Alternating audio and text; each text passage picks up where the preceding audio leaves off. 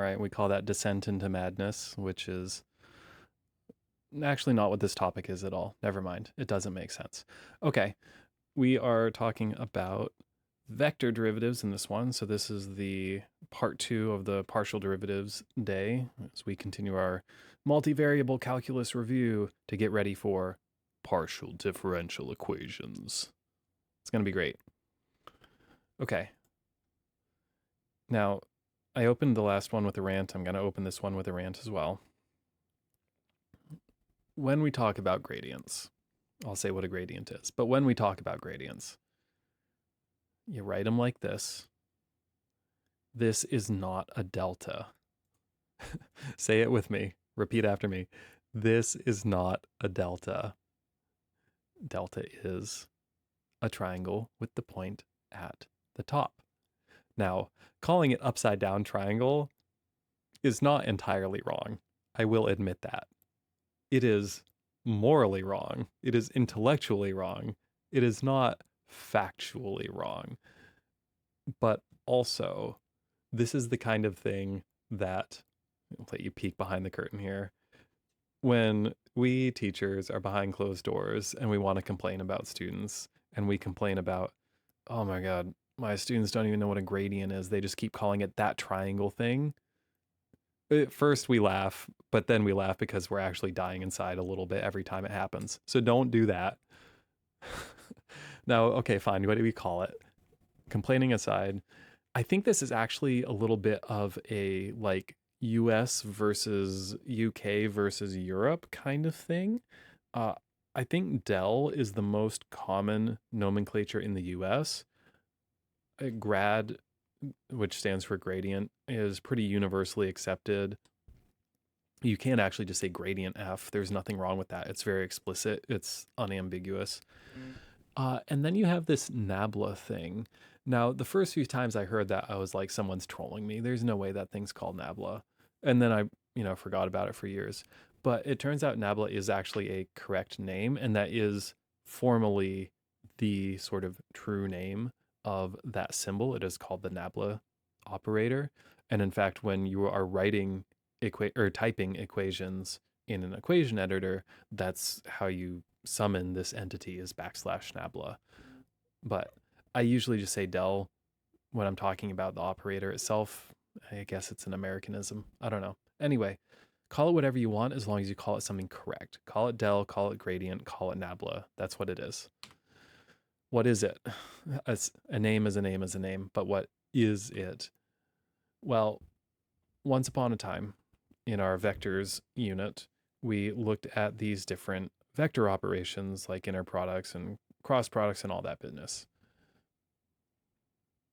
And more importantly, we saw that you can take a vector or take a couple of vectors and do operations on them to produce scalar results or to produce vector results or to produce matrix results. And we have also ways of looking at matrices and saying, I want to distill this matrix down to a single scalar number that tells me about the change in areas under transformations caused by this matrix. That was our determinant. So we have ways to calculate scalars from vectors. We have ways to calculate scalars from matrices. But can you actually take a single scalar and, I don't want to say convert it into a vector because that's not correct, but rather to get directional information from that scalar information, to learn about arrows pointing different ways with different magnitudes based on just a single number? And the answer is hooray. All right, that's it. Peace out.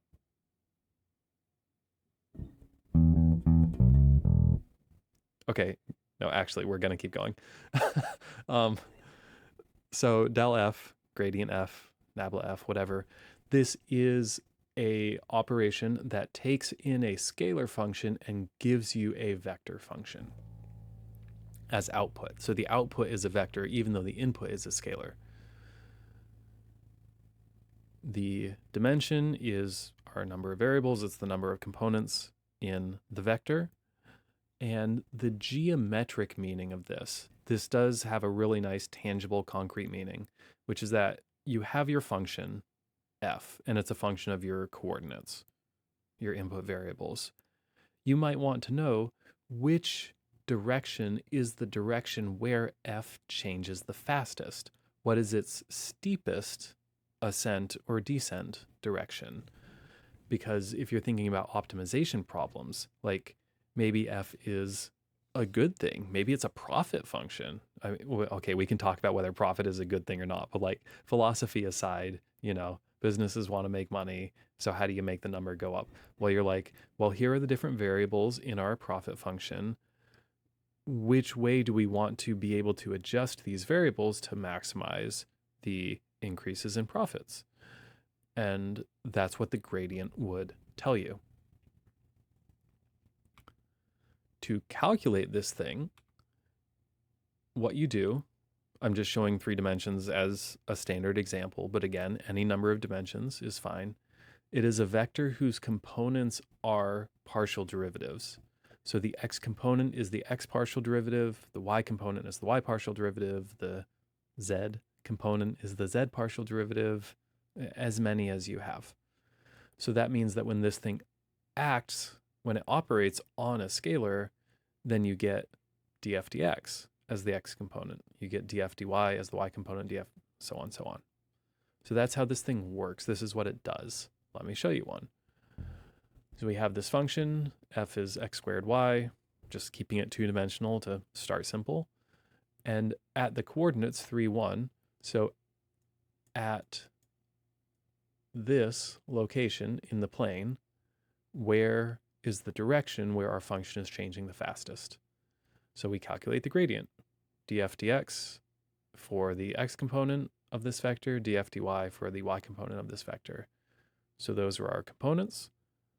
And then we are evaluating this at a particular point. So we substitute in those values, x equals 3, y equals 1.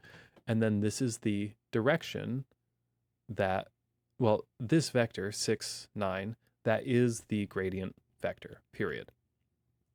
But then the direction of that, you can be like, okay, reduce it, simplified form. This is the vector 2, 3. And so that means that at this point, if we go in that direction, oh my God, I did that wrong. I'm going to try that again. Can I erase it? I can't erase it. This is the end. You know how I made that comment about not being able to count last time? Apparently I don't know the difference between right and up either. Okay. 1, 2, 1, 2, 3. Okay, that is the direction in which, at that point, f is changing the most rapidly. Ta-da! That's how you do it. So that's gradients in a very small nutshell. Let's talk about divergence. Divergence is going to take advantage of the fact that del is a vector and do a dot product or an inner product with a vector function. So this will not be a vector acting on a scalar. This will be a vector multiplying another vector. So we have our vector function v, and then the divergence is the inner product del dot v. And because it is a dot product, the result is a scalar. It's going to be the x components multiplied plus the y components multiplied plus the z components multiplied, and however many dimensions you have. So for 3D in Cartesian, here's my XYZ example.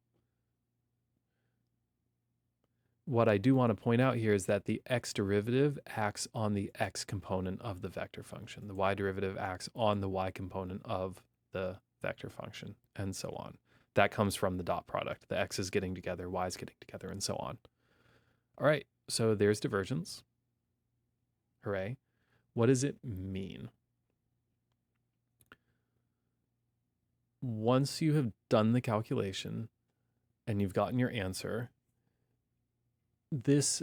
I often think about this in terms of fluid flow. It's not the only description or the only analogy that works, but it's the one that to me makes the most sense. And to many people makes the most sense. I'm not saying everyone. The divergence tells you how much vector is going into or out of the location where you are calculating the divergence, because you're going to evaluate this at some point. So the sign of the divergence, because it can be positive or negative, if the vectors are aligned-ish, it'll be positive, and if they're anti-aligned, then, so if they're pointed in more or less opposite directions, then it would be negative. That sign is the difference between vector going into that location or vector going out of that location. Also, I'm having a serious blank moment as to whether positive is in or positive is out. I want to say that positive is out, but I'm very much doubting that. So you should really look it up. And then maybe next year when I do this again, I will not be having this moment. But hey, you know, brains, you can't depend on them. That's why we write stuff down, kids. Okay. I'm so smart. I'm so dumb. I appreciate y'all's patience with my nonsense. Oh boy. Okay, well, could have answered my own question. I was going to say something, and you know what? I think I'm just not going to say it. I think we're just going to accept that this has happened, and we're all going to move on with our lives, and it's going to be fine. I look forward to you all doing better than I am doing. Let's leave it at that. Now, this is the one that my mind has been on, because explaining the Laplacian physically, I really had to grapple with this when I first started teaching this stuff, because it was something that I always just sort of had the approach of shut up and calculate. You know, I could do the math and I could get the answers and they were right and it was fine. But there is actually a really good, tangible meaning to what the Laplacian tells you. So we're going to get there. Okay. This is a second derivative. This is a multi-dimensional second derivative. And it is the dot product of del with itself. So this is gradient dot gradient operator. And what happens then is we get, again, the x's together plus the y's together plus so on, so on. And that means that we get second x derivative plus second y derivative plus second z derivative. Here's the mistake to watch out for. This is by far the most common rookie mistake when people are working with the Laplacian, is they'll calculate a vector. They'll be like, oh, I found my x component and my y component and my z component. That is incorrect. Do not do that. Don't be that person. We are doing some x calculations and doing some y calculations and doing some z calculations and adding all of those results together to get one single result, one scalar function or scalar number with just one single component to it. This is not making a vector.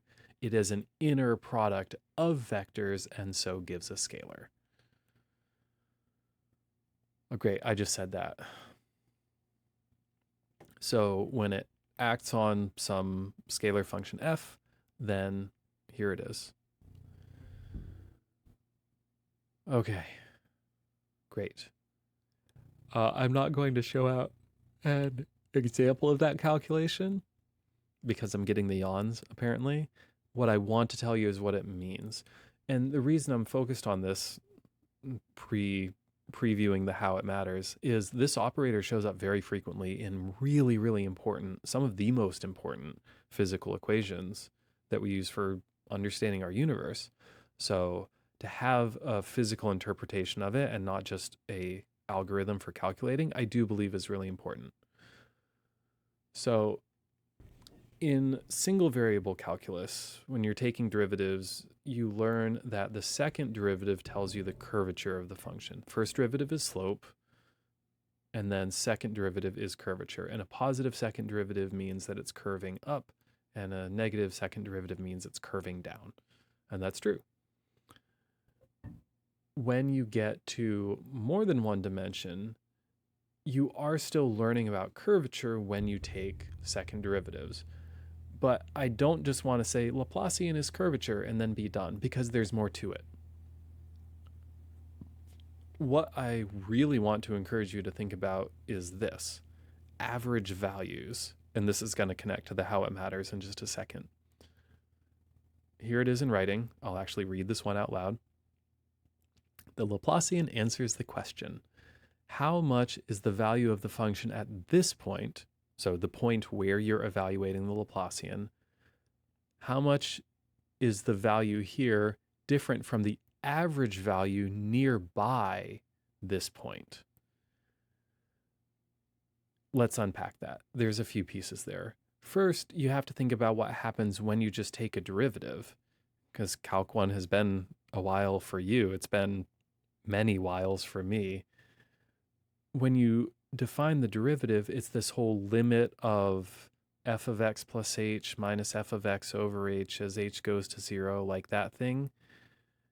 There's a step involved there. You're saying, here's my point x where I am, and then here's some neighboring point dx away, and I'm going to look at my change in that function over that interval. So you're sampling the space nearby your point of interest. And that's baked into the definition of the derivative. So that's one ingredient. Then I'm only going to draw this in one dimension, because if I try to draw it in multiple dimensions, it's going to be a disaster. So here's our point of interest. And here's, I'm going to draw like a parabolic kind of function. Okay, it's a slightly drunk parabola. It's, I don't know, it looks more like a zoomed in sine wave, whatever. We have a well, okay? We have this bowl-shaped function, and we're looking at the bottom of the bowl. Well, here's our point of interest, and then here's some dx over to the right, and here's some dx over to the left. And what you see is that this function is positively curved. It's curving upward from the bottom of the bowl. And the average value of the function near this point, that average value is higher than the value at that point. All of the points nearby on the function, this one, and this one, and this one, and this one, and this one, and this one, and this one, and this one, they all have larger values for the function. So the average value must be larger. And these two perspectives, the fact that it's curved upward and the fact that the average value is greater, those are 100% tied to each other. They're geometrically, they both have to be true together. So this is why the Laplacian tells you important things about average values, because of this linkage between curvature and averages. Okay, great. So this means that if our Laplacian is positive, which means positive curvature, that is also telling us, you just think positive is greater, that the average value of the function near this point is greater than the average value at this point. If your Laplacian is negative, the opposite is true. That means the function is curved downward, and so the average value nearby is less than the value at the point where you calculate the Laplacian. Why am I so obsessed with this? Well, here's why it matters. There's this little thing called kinetics. It's sort of a big deal. How stuff moves in the universe is a little bit important. And when we're talking about materials, very often we are interested in mass transport, just how molecules get from one place to another, or atoms or whatever, and how concentrations of different substances change as reactions are happening, as these constituents are moving around, as concentrations are ebbing and flowing. We want math to describe this. And this is ultimately what the diffusion equation is for. And in the diffusion equation, did I say that right? I don't know. In the diffusion equation, you have the Laplacian. That term is the driver of diffusion. And you'll hear people, and I've even seen this in textbooks, say that like diffusion is driven by curvature. Mathematically, that's not wrong, but I don't think that's great physically. Like, why should whether a function is bent one way or another tell you how molecules are going to move? Like, that doesn't connect for me. If that does make sense to someone out in, audience land, please tell me. I would genuinely appreciate an explanation of how that makes sense. Maybe someday I'll get there. But if you think about the Laplacian as indicating the average, this makes complete sense, because the whole point of diffusion, the whole effect of differences in concentration, is that things smooth out over time. Stuff tends to become more uniform. Entropy goes up. And if you say, okay, in my diffusion equation, which I haven't written here, we'll get there, it's coming soon, like a few days from now soon. But in the diffusion equation, you see, okay, if my Laplacian is positive, so the average value near this point is greater than the value at this point, that is going to lead to an inward flow of substance. Concentration goes from higher regions to lower regions, where you have more molecules crammed together and they move toward a place where there are fewer molecules. And that is this averaging out effect, and that's why the Laplacian is in the diffusion equation. That's also why it's in the heat equation. Same reason, we know that heat flows from hot to cold. And substances and systems and bodies tend to reach thermal equilibrium over time. That differences in temperature from one place to another cause heat to flow. And this has the result of saying, oh, what is the average temperature nearby? I'm going to move toward that average to achieve uniformity. Then we get to quantum mechanics. Schrodinger's equation has the Laplacian in it. This stuff is everywhere. Why would quantum wave functions care about averaging?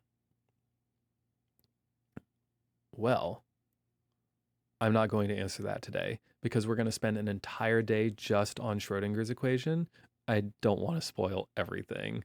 So I'm just going to say, please look forward to it on that one. Finally, maybe this one is coming out of nowhere a little bit, because the above is very fundamental physics kinds of things. Magnets, when we are dealing with magnetic fields, all of this vector derivative stuff, partial derivatives, divergences, curls, which I didn't mention, I'll just mention this real quick. The curl is the cross product of del cross some vector. So you do a cross product. I guess that's really all I needed to say about that. The divergence, the cross product, the curl, this is called curl, del cross v. So the divergence, the curl, the Laplacian, these all show up in the equations of electricity and magnetism. Magnets are very, very important class of materials. This is how we get power transfer in our world.